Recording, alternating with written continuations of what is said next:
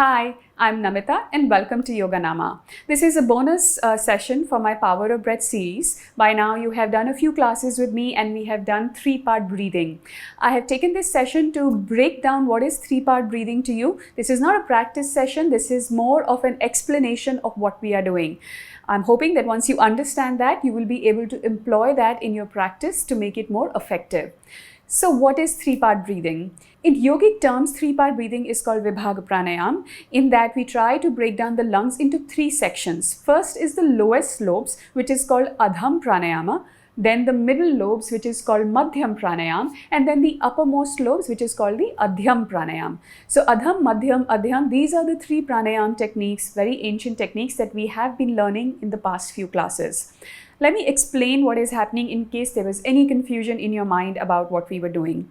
Starting with the lowest lobes. So if you know the lungs are shaped like this, they taper off at the bottom, taper off at the top. The uppermost lobes end here, the lowest most lobes end here. They are the widest in the middle, and the left side of the lungs is a little smaller because we have the heart there, which takes up some space.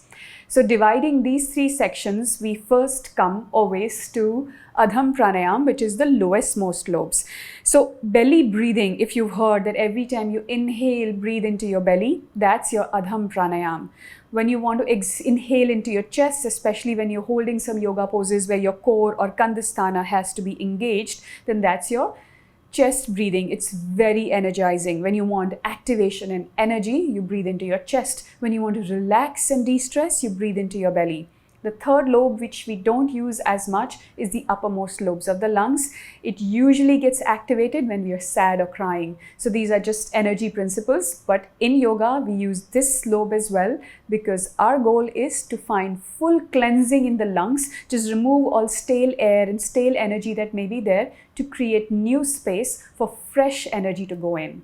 So every time you're breathing in, you're trying to extract fresh energy from the environment. And every time you exhale, you are releasing all the air that has cleansed the system and is now of no use to us. So everything that is not required goes out of the body. That's the intention. Finally, let me come to the practice. This is Adham Pranayam, in which what I'm trying to do is every time I inhale, I'm trying to expand the lowest most lobes of the lungs. I'm trying to activate them. So I can do that with my eyes closed or with the eyes open in the beginning. So if you would like to see what that means. So this is the lowest lobe here. And as I inhale, I push the fingers out through pressure created in my belly because my lungs are expanding. And as I exhale, as my lungs relax, the fingertips come back. Let's try this one more time. Inhale and exhale. So as I inhale and exhale, the fingers get some feedback, the hands get the feedback, and the belly pushes against. I get a sense that yes, there is expansion happening, and then as I exhale, everything goes back in. So this is a way to monitor your own breathing and check whether you are breathing correctly or not. This is only required in the beginning. Eventually, you will not need this. So there are four directions or three, which is front, back, and the sides, two sides, in which we want to breathe.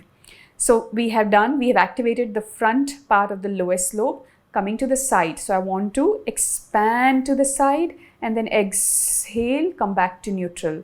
Let's see, inhale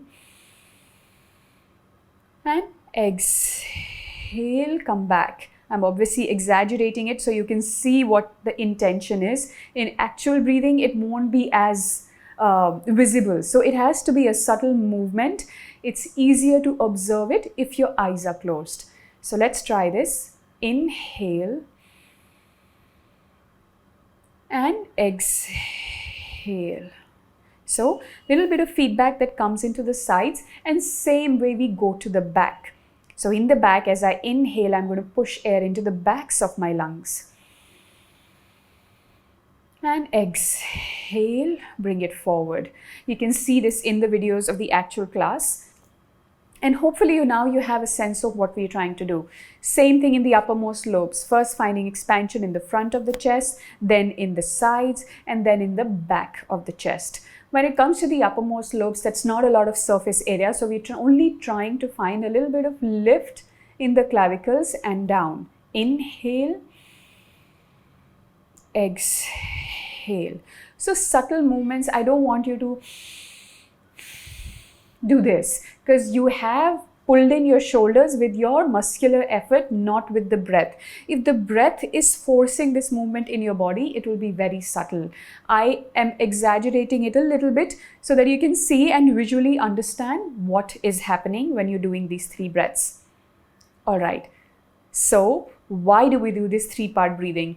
Because this is the ABC of pranayama practice. If we do not learn how to recruit full lung capacity, our higher pranayama practices, even if that is Anulom Vilom or Nari Shuddhi, is not going to be as effective. We have to know the foundation. If your foundation is strong, even a little bit of pranayama, the higher pranayama practices will give you a lot of benefits. But if your foundation itself is wrong and we've not corrected our breathing, then our pranayama practices will not be as effective, which is but natural. So come to practice regularly. That is more important. Yoga is not about perfection from day one. It does not mean that if you really can hold your breath for 1 minute, 2 minutes, then you're very good at pranayama. It's irrelevant. Pranayama will give you benefits as long as you keep coming to practice, even if you're doing basic equal breathing or the 3-part breathing that we've practiced. Till date, I do 3-part breathing every morning before I begin my pranayama and meditation sessions because I find it really powerful. And I've done a lot of pranayama practices and trainings, but to me, 3-part breathing till date remains the most transformative practice that I have ever done or learned from anyone. So I will recommend you do not skip these sessions. If you have any questions, you can always reach out to me on Instagram. I'm more easily available there, or even send me comments on YouTube and I will help you address those questions. And at some point in time, I will collect all those questions and put them up on my blog so all of you can have it like an FAQ. All right. On that note, I will see you in the next class. Thank you so much for listening to this.